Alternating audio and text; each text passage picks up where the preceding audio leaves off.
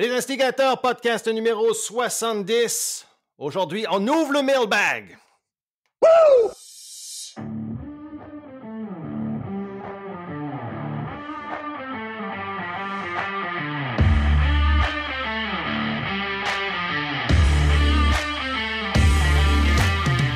Vous écoutez Les Instigateurs, le podcast de contenu explicite pour entrepreneurs francophones. On parle des meilleures pratiques d'affaires sans dentelle ni gants blancs. On laisse de côté la rectitude politique, les conventions sociales, dans le but de briser les mythes et faire de vous de meilleurs entrepreneurs. Mon nom est Mathieu Dumont, son nom est Dave Ruel. Bienvenue sur le show.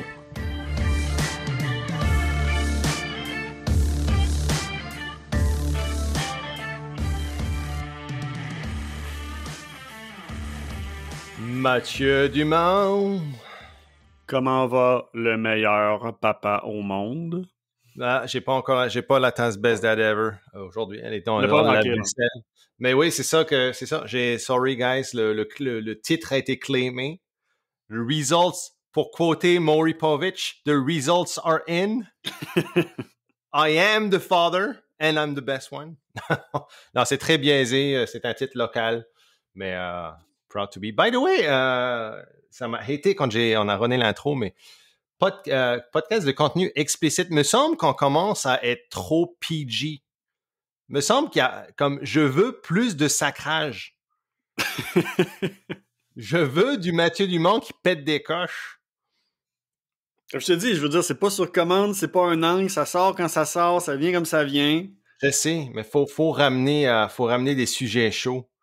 Des choses comme je sais que le business coaching, ça t'avait titillé un petit peu, mais il y en a plein, là, mais ouais.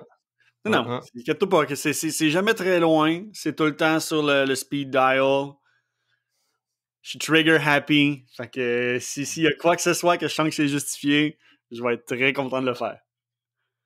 Je veux que tu me sortes un Dave, get the tables! Je pense pas qu'on ait besoin de se rendre là. Du moins, je ne le souhaite pas. S'il faut se rendre, on va s'y rendre. Je n'écarte aucune possibilité. Mais pour l'instant, non, man, je suis dans un bon mood, tu sais, light. J'ai mes bas de laine. Je suis comme... Why so serious, là? Tu sais, ça fait 70 épisodes qu'on est in. J'aimerais des fois, tu sais, comme... Il y a certains épisodes où tu pètes la coche, puis j'aimerais comparer les audio clips avec celui-là où tu parles de pantoufles puis bas de laine, et puis que...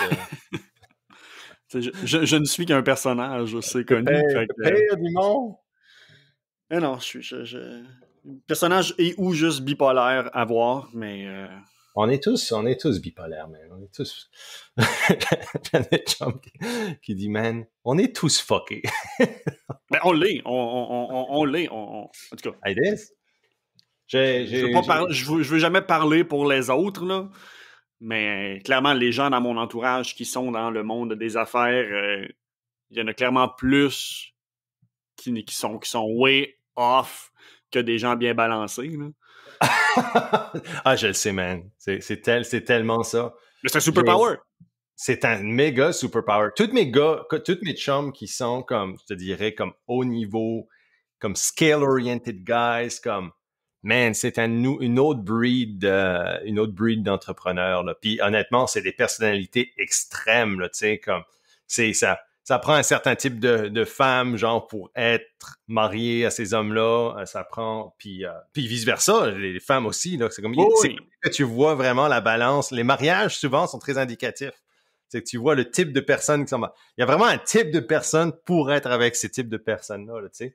Puis, dans la vie, la majorité, c'est genre, OK, on est là pour se balancer. Puis ceux-là, d'habitude, c'est juste sont pareils, puis ils font juste les deux mettre de l'huile sur le feu des projets des autres. Je suis comme, je serais pas capable de suivre le pace très souvent. Parce que moi, dans ceux que j'ai dans mon entourage, là. Ah, moi, pareil. Tu sais, mais tu sais, comme dit, on est très entrepreneurship, go, mais honnêtement, là, on est des enfants de cœur comparé à certaines personnes. J'ai certains noms en tête, là, mais je suis comme, yeah, man. C'est une autre breed de personnes, mais bottom line. Si t'es heureux, tant mieux pour toi. Là. Ben, that's the thing. Exactement. If that makes you happy, do it. Hey, on rouvre le sac à... Comment est-ce que JP a dit ça? On on ouvre la lettre à JP. Comment est-ce que JP a sorti ça? Le sac à lettres. Je sais pas, JP, il est sur une... La forme, pour ceux qui ne connaissent pas JP est un de mes associés dans une de mes business. Il m'a fait la surprise d'écrire pour le mailbag différentes questions. Puis JP, je sais pas, ça sort de où cette nouvelle passion de la francisation, là, mais même dans nos process, il m'a sorti ça récemment, il est comme, ouais, là, j'aimerais ça que on respecte plus le français dans nos procédures. Fait que là, c'est comme tout ce qui est checklist.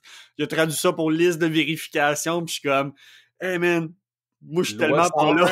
Loi 101, baby. Ouais. Non, mais écoute, non, mais c'est pas nécessairement une mauvaise chose dans une Non, absolument pas, là.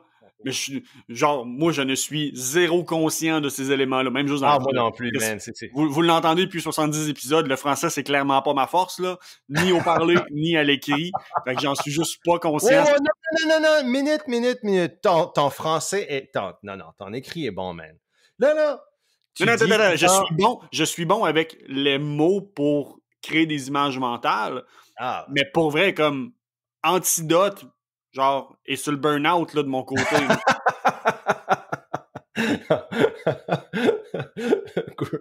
Grammarly est comme, what the fuck qu'il veut dire? Pour vrai, c'est immanquable, là. Fait que... mais non, tu sais... Moi, je respecte, mais tu verrais mes process, écoute, que je documente moi-même. C'est épouvantable. Je respecte la loi du Nouveau-Brunswick étant une province bilingue, mais le seul problème, c'est que je n'ai pas une version anglaise ni française. J'ai une version qui mixe les deux. Donc, c'est terrible. C'est même pas du chiac, c'est mon propre langage anglais-français. Mais une chance que Cédric comprend mon langage. Et puis, les deux personnes que j'ai comme majoritairement avec moi, Cédric puis Chloé en ce moment, sont complètement bilingues. Donc, ouais, ça aide. Mais oui, JP avait le sac à lettres. Le sac à lettres. Il avait des bonnes questions pour le sac à lettres. Il y avait 3 parties à sa question. Les 2 premières, peut-être que ça correspond. Puis veux-tu peut-être les synthétiser, Matt? Oui, ben en fait, c'est tout ce qui touche les programmes de subvention, comment faire des demandes de subvention, dans quel contexte. La première question qu'on a reçue, c'est les subventions publiques, oui ou non. Là, c'est sûr que ça ratisse très large. Ça dépend de c'est quoi votre business, ça dépend c'est quoi présentement votre situation, parce que des subventions, il y en existe beaucoup. Subventions et ou prêts à terme avantageux. Surtout en ce moment, avec les spéciaux COVID, là. Exactement, c'est ça. Il y en a beaucoup. Fait que c'est de voir, premièrement, au-delà de ce qui existe, lesquels est-ce que vous seriez éligible et où vous n'êtes pas encore éligible, mais que ça s'en vient. C'est bon d'être quand même, tu sais, on parlait de proactivité la semaine passée, c'est bon d'être proactif avec ça. Parce que des fois, justement, c'est des petits changements que vous pouvez faire à votre business qui vont vous rendre qualifiable pour des subventions. Ouais. De là, est-ce que toute subvention est bonne? Mon avis personnel, non. Il faut comprendre qu'il n'y a jamais rien de gratuit dans ce bas monde. Les subventions, oui, ça peut être intéressant dans certains cas, mais il faut comprendre que ça vient très souvent avec une charge administrative qui est très désagréable. Faut tu sais, comme, je leur enlève rien, là, mais les subventions de la Ville de Québec, là, crisse que c'est pénible. Moi, j'ai abandonné, même si des fois, on se qualifie, puis comme on est direct dedans, là, mais le processus, que ce soit par le type de document qui est demandé, que dans quel outil tu dois produire. Il a fallu que, pour une demande qu'on n'a pas eue, que je paye 150$ pour aller chercher un outil parce qu'il y a juste un provider d'un outil comptable qui n'est pas genre un standard dans l'industrie qui peut le fournir. Fait que je suis comme, pour vrai, c'est quand même douloureux. Puis sinon, ben c'est ça, comme, soit tu as des engagements. Au niveau des subventions publiques, de notre côté, on l'a juste fait une fois au fédéral pour l'instant. Puis c'était dans un angle de RSDE, de comme on a une idée, il y a plusieurs enjeux techniques, puis la fois, c'est la subvention ce qu'on appelle le programme Paris. Donc de là, vu qu'il y a beaucoup d'incertitudes, puis que si tu arrives à ton résultat, ça a un fort potentiel de rayonnement à l'international, ce qui était dans les prérequis. Bon, mais ça vaut la peine. Mais tu vois, on a fait cette demande-là il y a 3 ans, puis j'en ai encore pour 2 ans à fournir des documents. Là. Ouais. Parce que ça dépend. Ils veulent s'assurer que l'argent qu'on a mis, y a-tu réellement eu des résultats qui ont découlé de ça? Exact. Parce que ça dépend. Il y a des aides, on va dire qu'il y a des aides qui sont où tu dois les repayer. Il y a des aides qui sont, c'est ça, des subventions où tu n'as pas nécessairement besoin de repayer, mais il faut que tu adhères à certains critères. Il y a quand même un élément, pas de risque, mais de scrutiny, de scruti. Ouais, ben, faut que tu fasses tes due diligence, faut que tu sois Ouais. quand même très discipliné, Ouais. puis tu sais que tu vas te faire auditer. Donc, Ben, tu peux pas tricher rien, là. Faut que tu sois transparent, puis essaie. Il y en a qui vont être capables de jouer sur les mots, puis de vendre quelque chose pour aller chercher l'argent. Du moins qui ont l'argent, ils font autre chose. Mm-hmm. Be my guest si vous êtes à l'aise avec ce risque-là. Moi, personnellement, pas tant. J'aime mieux comme garder ma business avec moins de revenus un peu, puis aller plus longtemps en organique, que d'essayer de me mettre sa fast track, puis en réalité, ben, d'avoir volé, je veux dire, de l'argent des contribuables. Ouais. Il a eu, par exemple, quand tu regardes l'exemple du 40 000 $ de prêt COVID qui a eu d'urgence dès le départ. Puis ça, c'était un prêt du gouvernement fédéral au Canada, donc qui a été envoyé, qui a été mis en place, je te dirais, rapidement, comme pour un fonds d'urgence d'une certaine façon, avec très peu de qualificatifs d'une certaine façon. Donc, c'était pas mal open à tout le monde. Si tu pouvais commencer, si tu pouvais voir qu'il y avait une drop dans ta business, tu pouvais l'amener en tant que fonds d'urgence. Et là, c'était que si tu repayais 30 000 de Exact. ce 40 000-là avant 2022, tu pouvais, donc tu avais un 10 000 $ qui était gracié, qui est bien dans un sens où si tu es une entreprise qui peut s'attendre à avoir une drop ou peu importe. Ceci dit, ce qui s'est passé, puis j'ai parlé à beaucoup de monde qui l'ont pris, cette aide-là. Et ensuite, ce qui s'est passé, c'est qu'il y a eu une ouverture à une majoration de cette aide-là de 20 000 $. Donc, dans le fond, tu pouvais avoir 20 000 $ supplémentaires. Ceci dit, le 20 000 $ là avait beaucoup plus de restrictions et de conditions parce qu'il n'était plus justement en mode réactif à la pandémie. Et mon ami comptable, ce qu'il me disait, c'est que ce que ça fait, c'est que ça ouvre l'opportunité au gouvernement, si vous n'êtes pas prêt, si tu veux, à démontrer où est-ce que vous avez utilisé cet argent-là et puis que c'était utilisé à bon escient, le 20 000 $ là qui est, qui peut, je pense que celui-là aussi pouvait être remboursé à la moitié seulement. Oui, nous autres, on les a les deux pour nos deux compagnies, là. Fait que, exactement. Pour la même règle du 10 000 $ s'applique sur les deux. Exactement. Mais il y avait beaucoup de personnes qui justement avaient pris le 40 000 en tant que je te dirais comme juste pour être sûr que comme il y avait cet élément d'incertitude-là avec la COVID où personne ne savait où ce qui s'en allait. Mais il l'avait fait pour une couple de personnes et puis au niveau du gouvernement, ça amène un red flag dans le système. Pas un red flag, mais ça ouvre le côté au gouvernement d'aller vraiment checker où est-ce que vous avez utilisé cette chose-là. Puis il y a des personnes qui n'étaient pas prêtes à ça. Mm-hmm. Et que malheureusement, ils ont utilisé le 40 000 pour acheter des choses peut-être qu'ils auraient peut-être pas dû faire. Et pour eux autres, ben, aussitôt ils doivent commencer à repayer. Ça a été plus dommageable que ça a été avantageux d'une certaine façon. Mais dommageable, tu sais, je veux dire. Pas dommageable. C'est parce que à la base, ils ont roulé ça en cabochon, là. Tu peux pas jouer la victime quand tu te crisses la main sur le rond du poil, là, maintenant, là. Non, mais c'est ça que je veux dire au bout d'un moment. C'est comme, il y a beaucoup d'aides qui sont disponibles. Faut faire ses due diligence. Souvent, c'est d'aller chercher justement un fiscaliste ou d'aller chercher votre comptable qui sait de quoi il parle pour justement vous conseiller de la bonne façon. Ne prenez pas des décisions qui sont peut-être un peu trop hâtives par rapport à ça. Parce qu'il y en a, mais il faut faire attention. Et il y a des moyens d'aller chercher, je pense, du financement. Surtout, l'affaire, c'est que vous autres, au Québec, vous avez des crissement de programmes de financement, Matt, comme comparativement à ce que nous, on voit au Nouveau-Brunswick, parce qu'on est crissement pauvre, donc on a moins d'aide, je te dirais, provinciale, mais au Québec, vous êtes quand même grillé de beaux programmes. Quand même. On paye plus d'impôts aussi. Je suis d'accord, mais il y a quand même des outils pour vous autres et surtout pour les entrepreneurs. Je parle au développement d'entrepreneurs, même tu regardes au niveau de nos programmes de mentorat, combien de personnes qui ont pu aller chercher du financement, des choses, moi je trouve ça fantastique. On le voit ici aussi avec certains organismes. Oui, mais ça, c'est un autre élément. Tu sais, les demandes, mettons, avec tout ce qui est Service Québec, le problème des subventions qui sont, je veux dire, plus proches du plancher, là, t'as énormément d'inconsistances basées sur le territoire, l'agent qui va traiter la demande. Une des problématiques, mettons, si on regarde au niveau des subventions qu'il avait données pour le PACME, le PACME, pour ce qui était la mesure fédérale, pas fédérale, provinciale pour la formation. Ouais. J'ai des clients dans les mêmes industries, mêmes projets. Il y en a qui se sont fait dire non, il y en a qui se sont fait payer à 100%, il y en a qui se sont fait dire que ça, tu pouvais, mais ça, tu peux pas. Je suis comme, Chris, c'est le même programme pour tout le monde, là.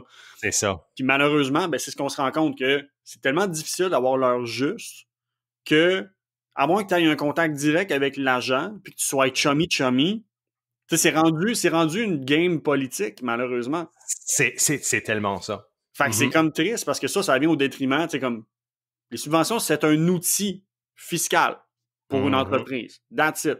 Mais rendu là, ce n'est pas ça. C'est sans dire que c'est du favoritisme, ça devient un edge compétitif si, par la simple relation que tu as avec la personne qui va gérer ces subventions-là. Donc, à mon sens, ça ne respecte plus l'intention d'une subvention, ce qui veut dire, voici un outil qui est donné c'est comme selon les mêmes paramètres à tout le monde. Si c'est admissible, tant mieux. Voici les conditions qui viennent en avant. Fait que ça ne devrait pas varier selon le territoire. Le lobbying fonctionne dans les subventions. Ah oui, à côté.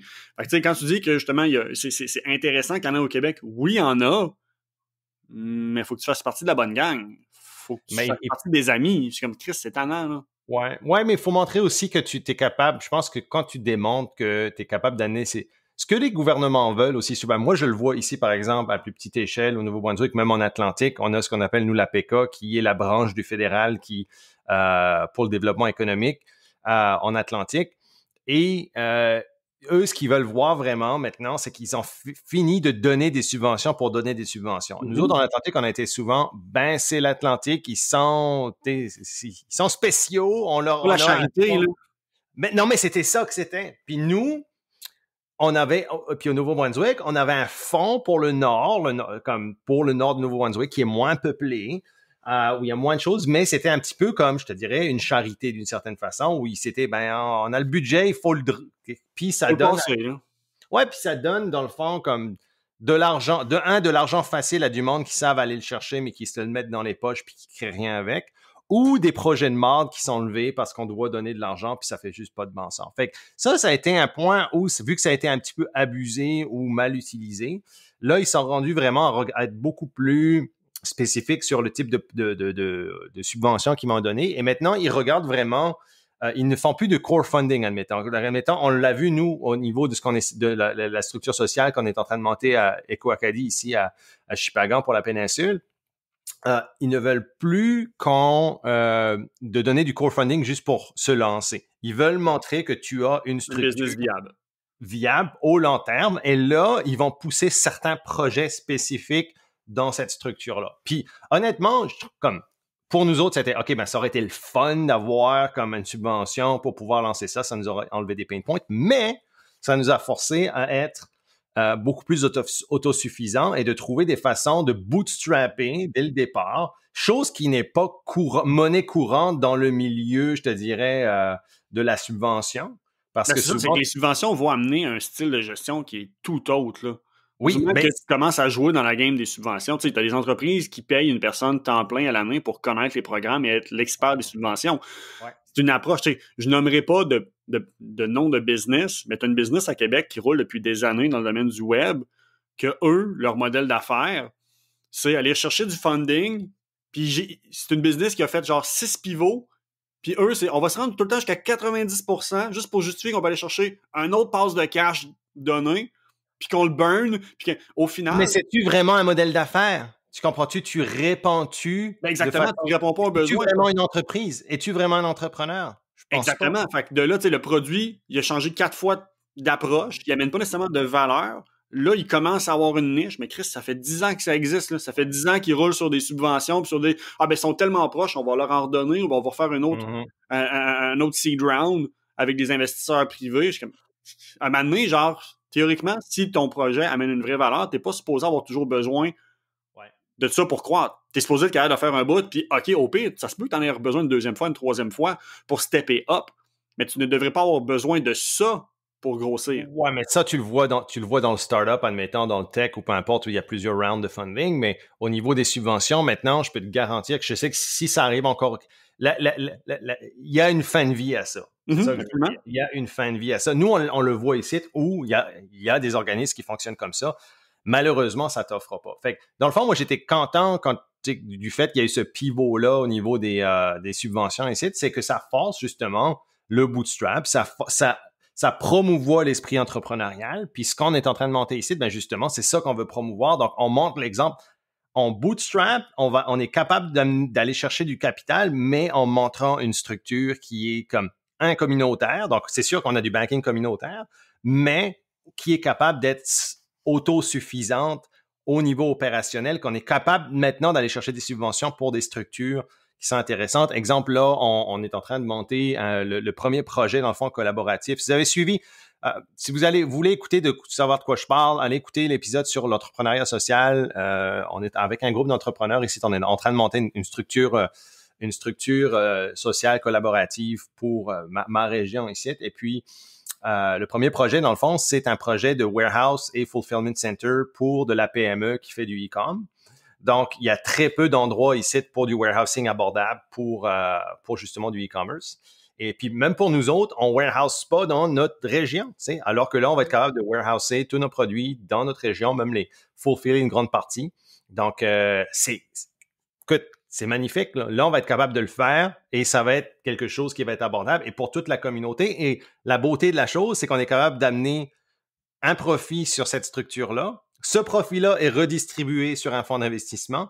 Ce fonds d'investissement-là, on l'utilise pour lever de nouveaux projets communautaires. Et c'est à cause de cet argent-là, à cause de ce bootstrap-là, qui a généré du profit, qu'on va leverager les programmes gouvernementaux. On va arriver et dire, regarde, j'ai 100 000 piastres là de fonds communautaires pour ce projet-là. Est-ce que le fédéral me donne 100 000? Est-ce que le provincial me donne 100 000? Puis on est capable d'avoir quelque chose qui va durer sur le long. Fait que c'est ça qu'ils veulent beaucoup, je te dirais, par ici. Puis moi, je trouve ça intéressant. C'est plus tannant pour beaucoup de monde parce que l'accès est plus complexe, mais ça force vraiment je te dirais, la prise en charge entrepreneuriale que moi, je suis très pro. C'est ça. Fait que pour wrapper up sur la question, subvention publique, oui ou non? Oui, tant que l'intention est noble, puis que, faut pas que un des requis pour aller de l'avant avec soit ta business ou un projet, soit la subvention. Moi, je le vois vraiment comme un nice to have. Ouais. Donc, de là, c'est comme, bon, mais tant qu'à le faire, tant mieux s'il y a des subventions. Moi, je trouve que ça m'aide dans mon sérieux, dans ma prise de décision, de savoir est-ce que je vois réellement une valeur ou est-ce que je le fais parce qu'il y a de l'argent disponible sur la table. Ouais. Fait que, mais l'un dans l'autre, il faut être pro-subvention d'une certaine façon parce que moi, j'étais anti-subvention, anti-aide, bootstrap hardcore. Puis honnêtement, je me tourne en arrière, je regarde sur les 10... J'ai laissé de l'argent à terre, littéralement, que j'aurais pu ramasser, là.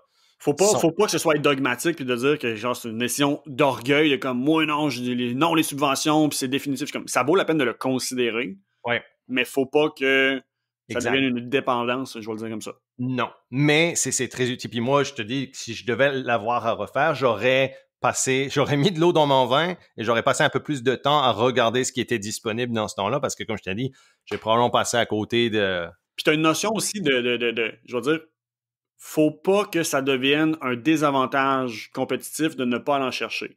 Mettons, parce que je sais que JP a droppé une couple d'exemples. Nous autres, dans le domaine de la techno, t'as le CDAE qui paye jusqu'à un certain pourcentage, un crédit d'impôt sur le salaire technique. Okay. Nous, on pourrait dire on le prend pas. La réalité, c'est qu'on sait que tous nos compétiteurs vont le prendre. Donc, pour rester compétitif, on en a besoin, si on veut, pour être capable d'aller à côté les salaires qui sont attendus dans un secteur qui a peu de ressources, des choses comme ça. Tout ce qui est subvention RSDE pour recherche et développement, ben ça aussi, ça vaut la peine. Mais c'est des choses qui... Justement, mais tu t'inventes pas des projets de R&D pour justement aller chercher la subvention. Le travail a été fait, puis tu vas aller chercher le crédit d'impôt une fois que c'est accompli, si c'est applicable. Fait que ça, c'est une approche que j'aime. Fait que c'est ça, c'est comme... Sans être chevalier blanc, je pense que c'est pas une question de oui-non, c'est plus... Personnellement, quand vous faites une demande, vous la considérez, est-ce que vous la faites pour les bonnes raisons, tout simplement? Exactement.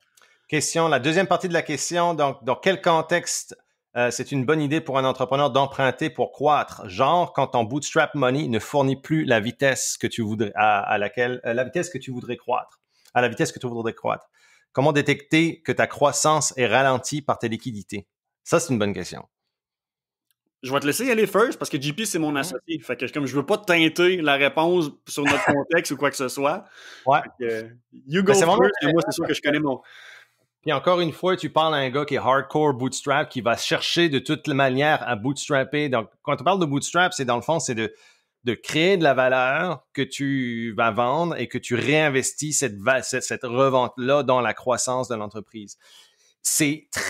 Moi, je suis méga pro bootstrap au départ. Donc, pour une entreprise qui commence, je pense que c'est un mindset à avoir au départ. Ceci dit, ce mindset-là, puis j'en ai parlé un petit peu tout à l'heure avec les subventions, c'est que d'être trop dans le mindset bootstrap tout le temps, c'est là que tu vas runner au bout d'un moment, je te dirais, pas que tu cours après ton cash, mais que tu limites peut-être des opportunités à aller chercher. Donc, tu peux aller chercher au lieu d'avoir, si tu veux, toutes tes liquidités repassées en investissement et puis de pas te payer pendant 3 ans, etc. Puis, chose que j'ai faite malheureusement, pas malheureusement, mais heureusement, mais qui aurait pu être faite différemment. Tu peux te sauver, je pense, pas mal de pain d'une certaine façon. L'avantage, c'est que si tu es successful avec ton bootstrap sur le long terme, puis tu peux le faire, puis tu as les reins assez solides pour le faire, tu vas avoir une business qui va être vraiment solide. Ceci dit, tu peux réaccélérer ton processus en allant chercher justement de l'aide financière, définitivement. Si tu sais ton retour sur investissement, puis tu sais que tu es capé par rapport, je sais pas, à ton inventaire, puis tu sais que tu peux passer de l'inventaire bien plus rapidement en allant chercher du financement. Admettons que, puis ça marche, admettons que vous avez un produit physique. Nous, on le voit au niveau du e-com. On est allé chercher justement du financement pour ça, du des prêts pour nous augmenter notre capacité de commander. Fait que ce qui se passe, c'est qu'au lieu d'aller, OK, j'ai tant de budget parce que j'ai bootstrappé, puis voici mon budget, puis à travailler avec, l'affaire, c'est qu'on peut sauver énormément d'argent en commandant plus. Donc, dans le fond, au lieu de commander 2000 unités, tu en commandes 10 000, ben ton cost offset, ce que tu sauves sur ton cost offset, dans le fond, le petit intérêt que tu vas payer sur ton prêt. Fait que là, oui, définitivement, ça peut être une bonne façon d'accélérer ton processus. Tu n'es pas limité, mettons, par le nombre d'unités que tu peux vendre parce que tu dois refaire une vente pour réinvestir de nouveau. Donc, oui. Mais encore une fois, ça dépend du timing dans lequel tu l'amènes. L'amener trop tôt, souvent, peut-être pas nécessairement bénéfique.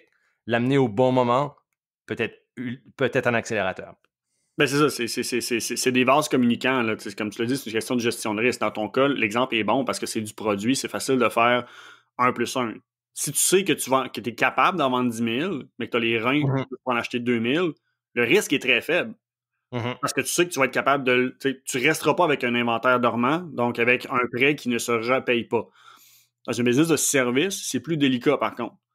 Parce que justement, tu n'as pas cette relation directe 1 pour 1 nécessairement. Dans certains cas, ça peut valoir la peine de dire, tu sais, comme en fait, je l'ai financé, mais je suis pas allé me chercher un prêt en soi. C'est comme quand j'ai levé Quantum, je suis allé me chercher 25 000 $ d'équipement. J'avais 0 contrat en vidéo encore. Parce que je savais que j'avais assez de contacts pour dire, du moins que je suis guiré, si je l'approche, lui, j'y close un deal. Attends, je suis capable d'anticiper le revenu qui va être généré par l'emprunt. C'est ça, exact. Fait que, tu sais, ça, moi, dans ma tête, c'est un no-brainer. Parce que, justement, c'est un très faible risque. Plus que tu t'en vas dans le service, mettons, si je reprends l'exemple de Dudac, ben, de notre côté, c'est pas, même si j'engage 10 développeurs de plus, je ne ferai pas 10 fois plus de revenus. Le produit va être meilleur, mais je ne suis pas capable d'associer une croissance directe, garantie avec ça. Théoriquement, il y a un effet indirect. Si ton produit est meilleur, les gens vont mieux le consommer, vont venir plus théoriquement, mais il n'y a pas de garantie. Ultimement, moi, de mon côté, je pourrais ne pas améliorer le système, mettre de l'argent sur le marketing, aller en closer, ce serait plus payant que améliorer le système au complet puis pas faire de marketing. Donc, c'est de voir sur quoi tu investis. Ton emprunt il est associé à quoi. Un autre élément qui est intéressant, moi, je trouve, c'est comment est-ce que tu te projettes? Tu sais, des fois, justement, c'est pas nécessairement un investissement qui va te rentrer de l'argent, mais des fois, c'est pour qualité de vie puis efficience. Emprunter pour embaucher, ça peut être une bonne stratégie. dans l'optique où ce que tu sais que tu as déjà, exemple, une certaine vitesse de croissance.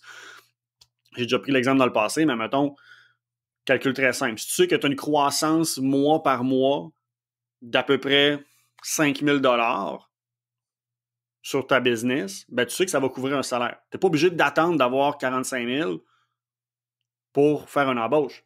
Tu peux faire une embauche anticipée en allant te chercher un prêt en amont pour te backer puis payer les premiers mois, le temps d'aller générer, puis là, il se repaye tout seul. Fait que ton risque est un risque d'1 mois. Parce que le revenu que tu as généré essuie la dépense du mois d'avant et ainsi de suite. Ouais. Fait que ça, c'est des choses qui sont intéressantes à considérer.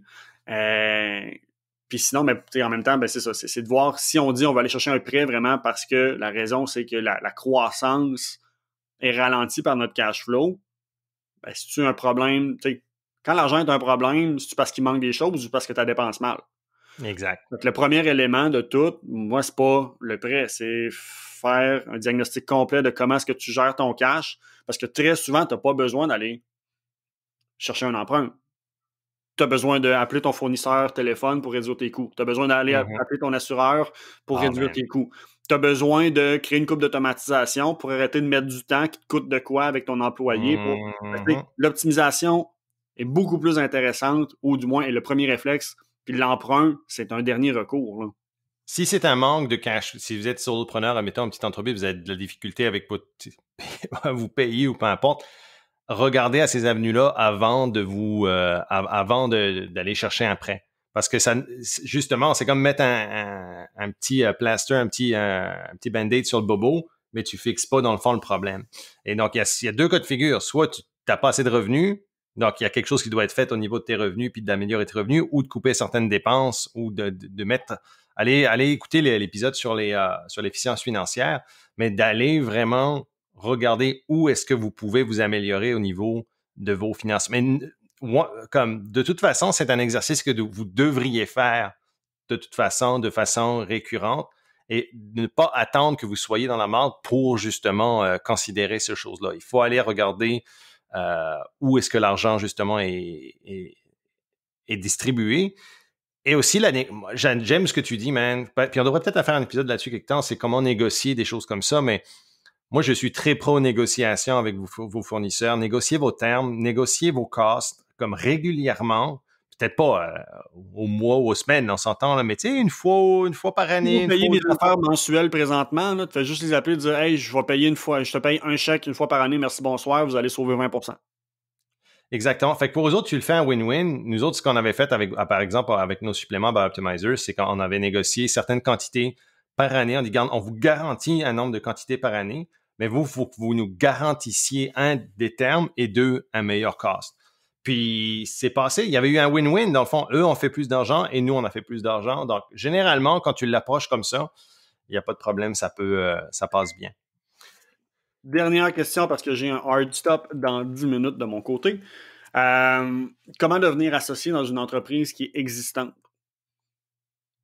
Ça, c'est intéressant. Vas-y, parce que toi, tu es passé peut-être par là, fait que j'aimerais t'écouter dans ton... il y a différentes façons de le faire.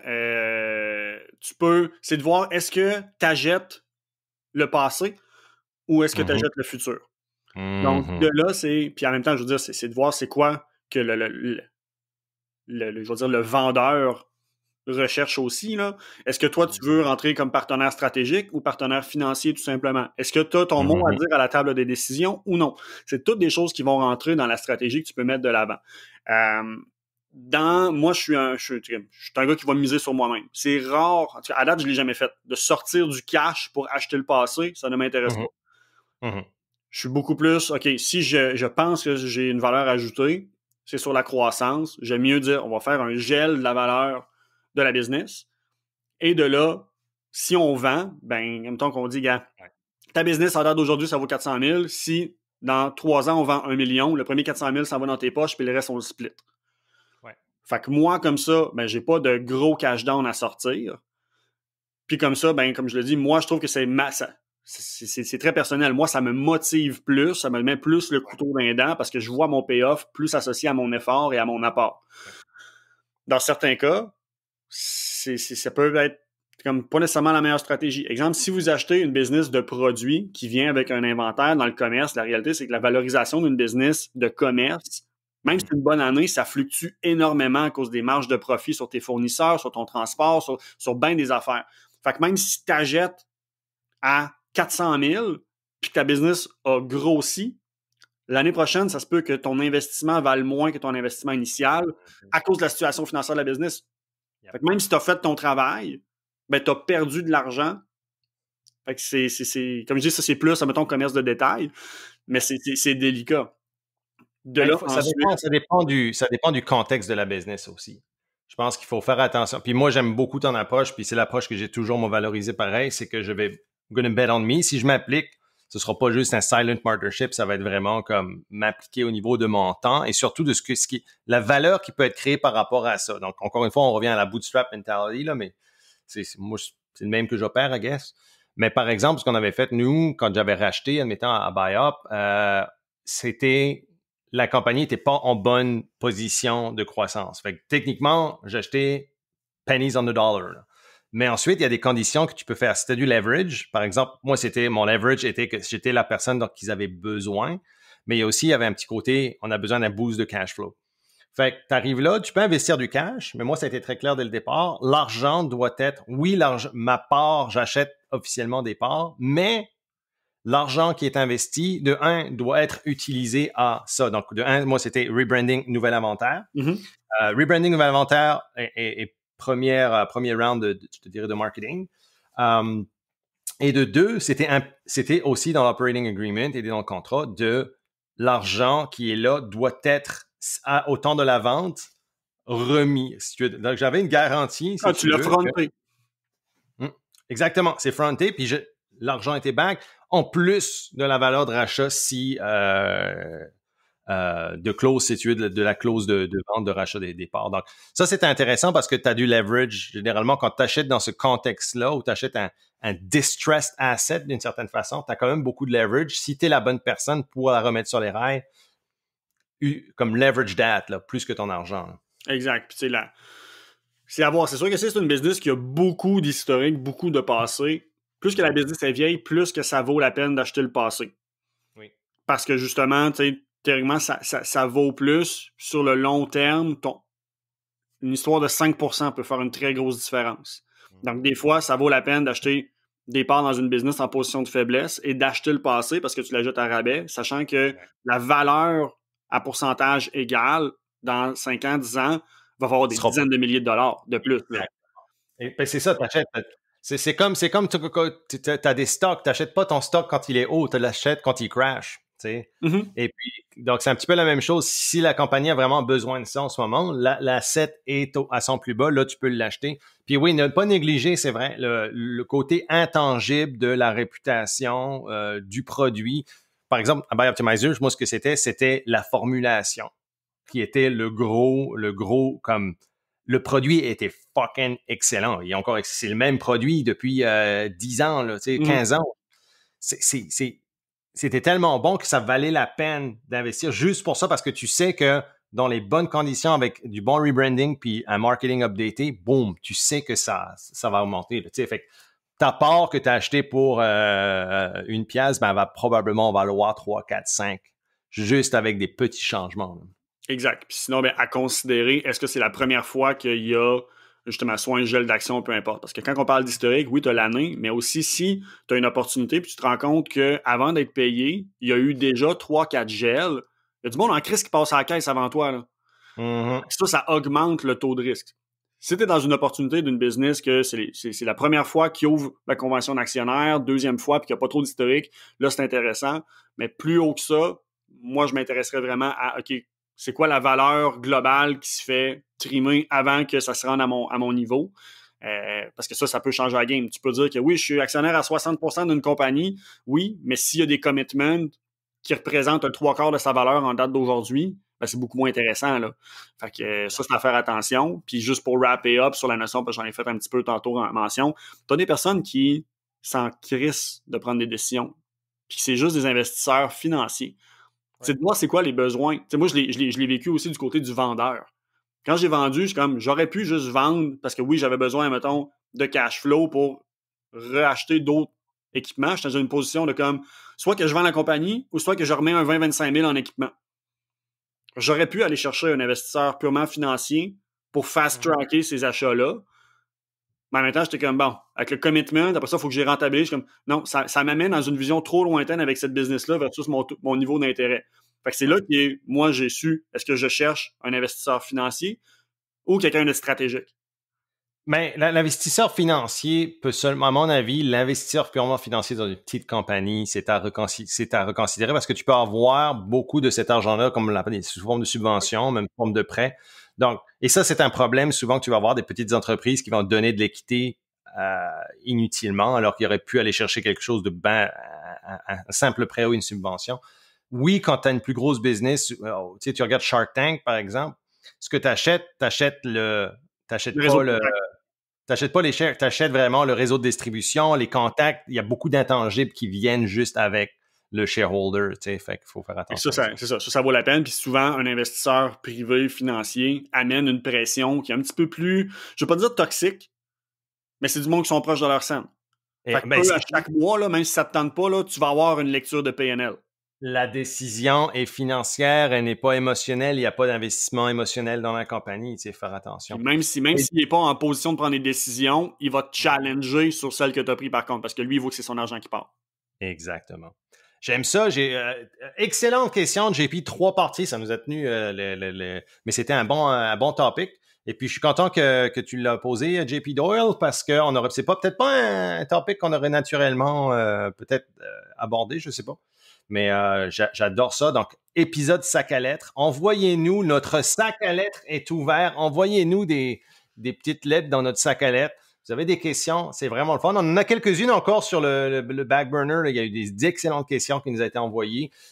Si on vous a répondu, on vous a probablement répondu, mais on lit toutes ces questions-là. Donc, elles vont être sorties d'une façon ou d'une autre. Des fois, c'est peut-être pas nécessairement la question, elle va peut-être sortir sous forme d'épisode, mais souvent, il y a des questions qui sont super pertinentes et on va les ouvrir pour vous autres ici. Ben, c'est ça. Puis même après le premier mailbag, une couple de personnes qui m'ont écrit comme moi, vous n'en avez pas fait tant que ça, je suis comme moi, mais en même temps, les questions valent, tu sais, tant qu'à donner des réponses en surface, on va juste pas y faire. Oui, non, c'est ça. C'est pas du rapid fire, là. Exact.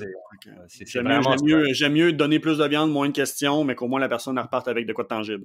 Ça nous donne du jus de topic. All right, man. Ben, je te laisse aller. Je sais que t'as un hard stop dans 1 minute. Bonne semaine tout le monde. On se parle bientôt. Et attention aux subventions.